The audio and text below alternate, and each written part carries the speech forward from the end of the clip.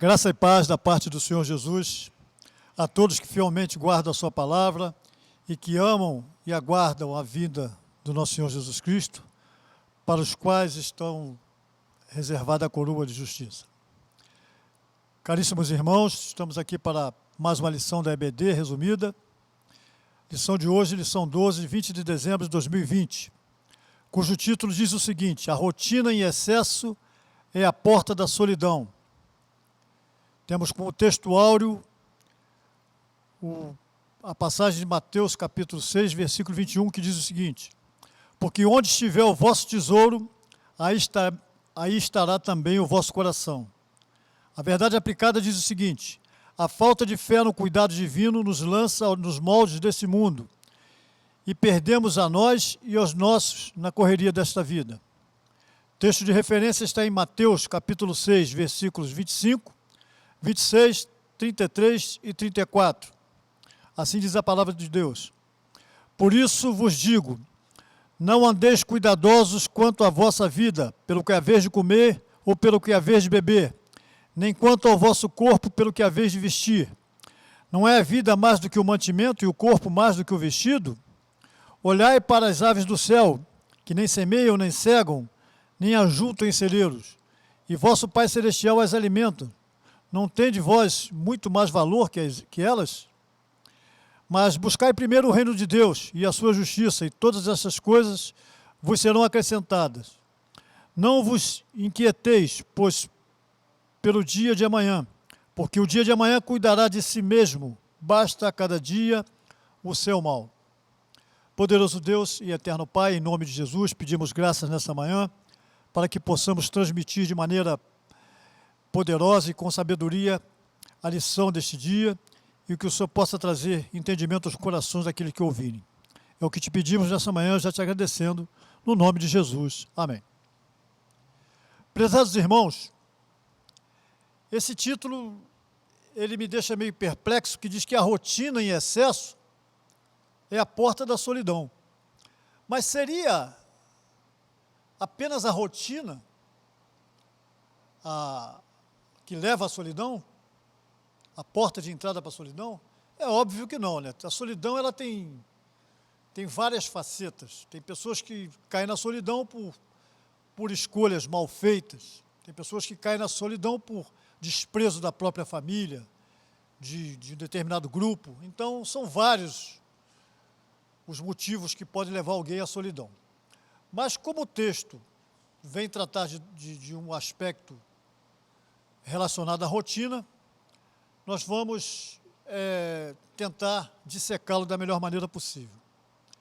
O texto áureo diz que porque onde estiver o vosso tesouro, aí também estará o vosso coração. É interessante que tem pessoas que pensam que é o contrário, que onde estiver o coração estará o tesouro, mas não é assim. Para você analisar interpretar um versículo, você tem que acompanhar o versículo que antecede. E no versículo que antecede, ele fala em não ajuntar tesouros na terra. Então, depois ele complementa a ideia dizendo que devemos juntar tesouros no céu. E aí ele diz, bom, se você juntar tesouro no céu, seu coração estará no céu, estará em Deus. Mas, se acontecer o contrário, seu coração estará na terra, será um coração terreno, né? Em Colossenses 2:3 diz que em Cristo estão guardados, estão escondidos, todos os tesouros da sabedoria e da ciência. E agora, quanto à verdade aplicada, diz que a falta de fé no cuidado divino nos lança nos moldes deste mundo. E perdemos a nós e aos nossos na correria desta vida. A falta de fé no cuidado divino nos lança nos moldes deste mundo. É meio complicado isso aí, porque, na verdade, a Bíblia diz que Deus deu a cada um uma porção de fé. Romanos 12 fala isso aí. Deus deu a cada um uma porção de fé. Então, você atribuir a uma pessoa falta de fé, fica meio complicado, mas talvez uma fé pequena, né, pudesse ser a substituta dessa falta de fé. Mas Vamos ao texto de referência. O texto de referência, ele vem tratar aqui dos cuidados que muitas pessoas têm, né, aqueles cuidados no dia a dia, né, vem falar mais especificamente da rotina, né?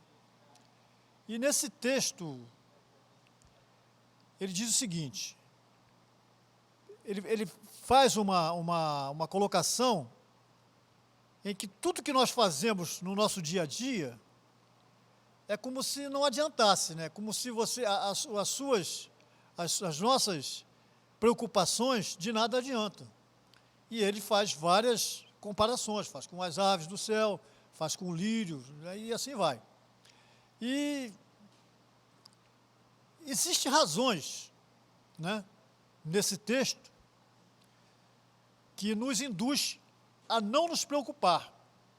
A primeira delas, eu posso dizer que a vida é mais do que o mantimento, está escrito aí. O corpo é mais do que o vestuário, também está escrito aí. O homem tem mais valor que os bens materiais, versículo 25. O homem tem mais valor do que as aves do céu, as quais Deus alimenta sem que elas precisem trabalhar.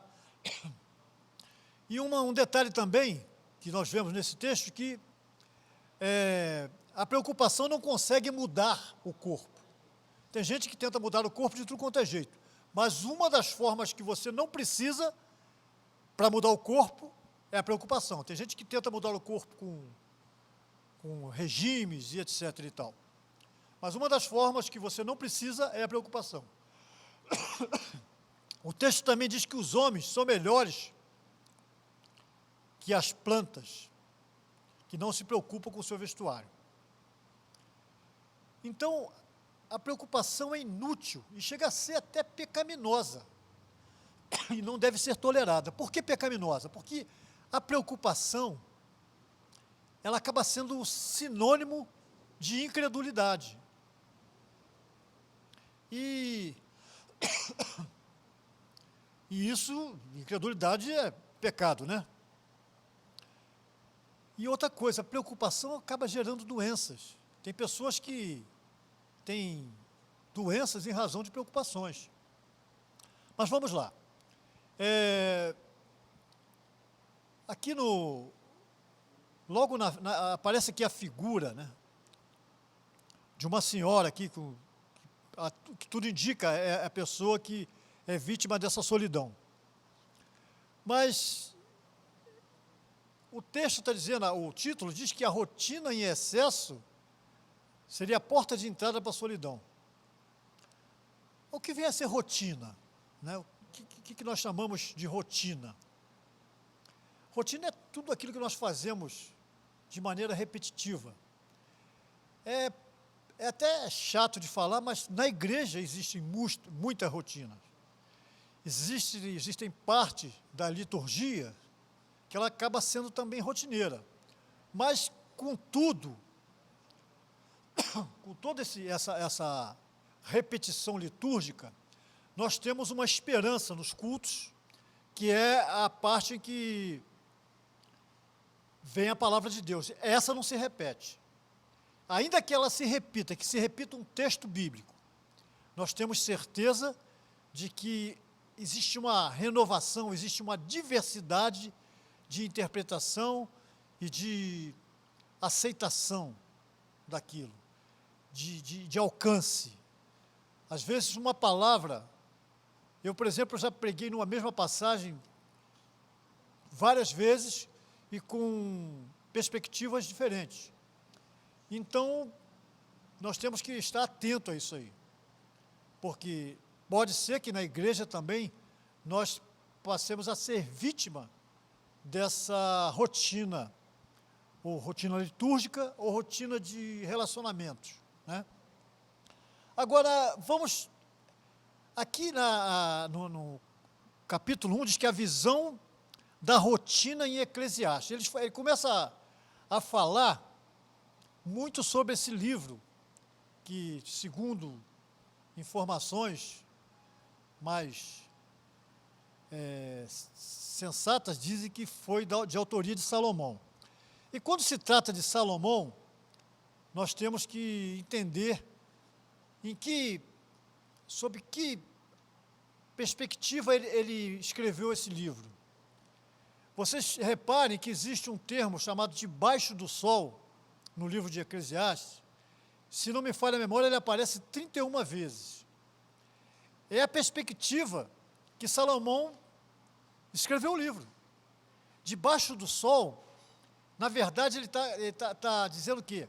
Tudo que eu estou falando aqui é numa visão, por um ângulo, daqueles que têm uma visão terrena da coisa. Então, na verdade, Salomão, quando escreveu isso aqui, ele já tinha vivido, talvez até tivesse arrependido de muitas coisas que ele fez. Não só as 1000 mulheres que ele teve, e outras alianças que ele fez, e muitas outras coisas. Salomão pensava muito em riqueza e tinha a vida, olhava a vida de uma maneira que, sinceramente, não era da vontade de Deus. E ele, quando ele escreve esse livro de Eclesiastes, ele escreve debaixo dessa perspectiva terrena. Tanto é que o termo debaixo do sol, ele está querendo dizer isso aí. Mas eu quero um pouquinho além para falar alguma coisa sobre uma síndrome que o autor utiliza aqui, quando ele vai no capítulo 1, no tópico 1.2, que fala sobre que a rotina é cansativa e sem graça. Bom, isso é o que o autor, que o comentarista está falando. A gente também não pode trazer isso como uma verdade absoluta, porque tem gente que gosta da rotina. Então, nós não podemos pegar isso como uma verdade absoluta. Nesse caso, a gente tem que usar a teoria de Einstein, relativo, né? A teoria da relatividade. Mas interessante é que fala da síndrome de burnout. Essa síndrome de burnout, ela tem umas nuances interessantes para a gente falar aqui. Porque, na verdade, toda rotina, ela acaba desencadeando nessa tal de síndrome de burnout. E essa síndrome de burnout, todos sabem que foi um estudo, né? Todos sabem? Não, nem todos sabem, né? Elaborado por Herbert Freudenberg, um alemão, e uma americana chamada Gail North. Eles estabeleceram estudos sobre essa síndrome. E interessante que essa síndrome, é como se fosse a Covid, né? Ela tem sintomas. E alguns dos sintomas, se nós começarmos a ver, tem tudo a ver com rotina e solidão. Essa síndrome de burnout, ela é bem interessante quando se fala dos sintomas e dos passos que ela perpassa para chegar até ela. Um deles é a compulsão em demonstrar seu próprio valor. Como é que é isso? Tem pessoas que querem porque querem, que acham necessário demonstrar o seu próprio valor. Tudo bem que nós temos um certo valor, e o texto de referência, ele destaca isso, que o valor da criatura humana está acima de outros valores, né? A Bíblia diz que nós somos coroa da criação, né? Um outro passo também que nós devemos destacar, que leva a essa rotina, que consequentemente a solidão, é a incapacidade de se desligar do trabalho. Tem gente que não consegue se desligar do trabalho. Ele chega do trabalho em casa, mas não consegue se desligar do próprio trabalho. Tem outros que negam as próprias necessidades, eles estão tão autossuficientes, tão bitolados pela rotina, que eles negam as próprias necessidades. E muitos deles fogem do conflito, porque o conflito, ele gera um debate, ele gera uma diversidade de ideias. E para quem está nessa vibe de rotina, a melhor coisa é fugir dos conflitos, né? Uma outra coisa que acontece também é a reinterpretação dos valores próprios. valores pessoais. Tem pessoas que começam a vida seguindo valores, aderindo valores extremamente importantes, e depois ele começa ele entra numa fase rotineira e acaba fazendo uma reinterpretação, vamos dizer assim, uma outra configuração desses valores pessoais, por causa da rotina. Então é interessante que você começa a ver que a rotina ela causa males, né? Aqui a palavra que é utilizada aqui no texto é mal, né? É poneros, né? É a mesma palavra utilizada para maligno, né? Uma outra coisa também que a rotina acaba levando e acaba nessa caminhada para a síndrome de Barney, acontece também a negação de problemas. As pessoas falam, no trouble, estou vendo a camisa da coisa ali, não tem problema, né? Isso não é um problema meu, está escrito na camisa dela, mas muitos falam, não, comigo não tem problema. Então, essa também, por incrível que pareça, é uma das nuances da rotina, desta síndrome que se encaixa essa rotina. A negação de problema, né? Uma outra coisa que está muito em moda também, né, que aparece como causa, aparece como sintoma da rotina, é o distanciamento da vida social. É o que eles estão chamando aí de distanciamento, eles estão falando em isolamento social. Mas o distanciamento da vida social é uma dos sintomas da rotina e dessa síndrome que se aloja nessa rotina.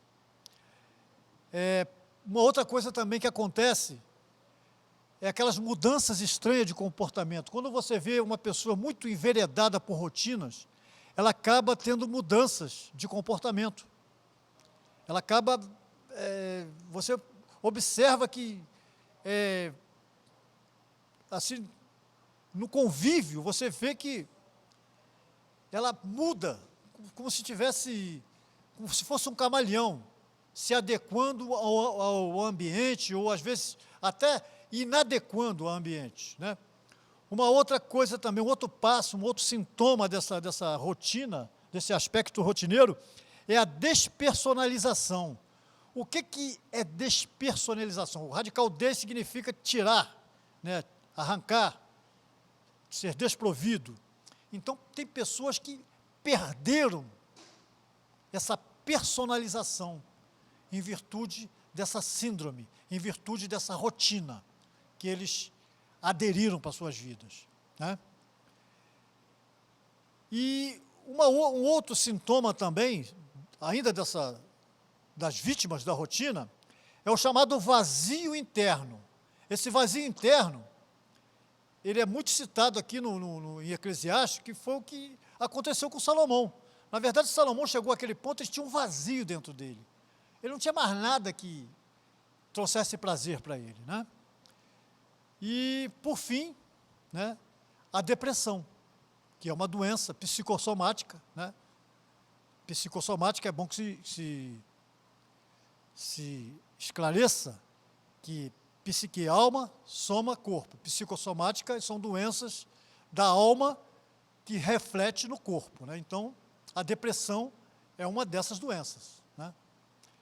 E, ao final de tudo, chegamos à tal da síndrome, né? Isso tudo, todo o acúmulo desses sintomas que eu citei aqui, não precisa ser todos, eles acabam levando a essa tal síndrome que nós falamos, síndrome de Burnout, né? Como quiserem. Então, falando ainda sobre o que o texto está falando aqui, diz o seguinte, que nós não devemos ficar ansiosos, né? O texto fala isso aqui. É como se fosse uma cópia do texto que Paulo, escrevendo aos Filipenses, diz que de nada estejais solícitos ou ansiosos, antes sejam as vossas petições em tudo conhecida diante de Deus, pela oração, por súplicas, com ação de graças. Então, o próprio texto aqui diz para a gente não ficar ansioso. E a ansiedade, por incrível que pareça, é a chamada doença do século. né? E muitas pessoas ficam doentes com essa ansiedade. E aí vem os antidepressivos, né? E tudo. Mas, na verdade, se nós pegarmos essa revista, né, ela quase que nos remete àquele outro estudo que foi feito das doenças da alma, né? E no final das contas, tudo se resume a uma anomalia causada por essas doenças da alma, né? Agora, você falar em preocupação, que não deve se preocupar, é fácil. Agora, será que existe alguma forma de você fugir dessa preocupação? O texto de Filipenses, né, ele fala isso, né? Permitir que a paz de Deus guarde os corações e sentimentos em Cristo Jesus. Essa é uma das curas para a preocupação. Permitir que a paz de Deus guarde os corações e sentimentos em Cristo Jesus. Então, existe uma cura para as preocupações. Aí, cabe a você colocar esse medicamento na sua prateleira, para que você possa curar essa preocupação. Uma outra coisa é renunciar toda a preocupação e, pela oração e súplica, ação de graça, fazer todos os pedidos conhecidos diante de Deus. Pensar em coisas corretas, pensar nas coisas do alto. A própria Bíblia nos orienta nesse sentido. Então, meus irmãos, já estamos aqui no final, nós temos que entender que tudo isso aí advém de uma doença psicossomática, e que acaba refletindo no nosso corpo, né? E essa rotina excessiva, ela acaba sendo cansativa, né? Alienante, enfraquecedora, ao ponto de atingir relacionamentos. A gente não está aqui, por exemplo, defendendo uma vida sem regras. É claro que tem que ter regra para tudo. Sem caminho a seguir, sem trabalho, não. Nós estamos aqui defendendo a fuga dessa rotina excessiva. E qual seria uma outra forma de você tentar fugir um pouquinho dessa rotina? A principal forma, nós cremos, à luz da palavra de Deus, seria o planejamento. Porque o que traz pessoas a entrarem nesse caminho de rotina é a falta de planejamento. Porque você tem que fazer planejamento para tudo. Você tem que planejar para trabalho, planejar para construir o seu patrimônio, você tem que planejar para casamento, você tem que planejar para tudo. Até para você dar uma aula, você precisa planejar. Até para você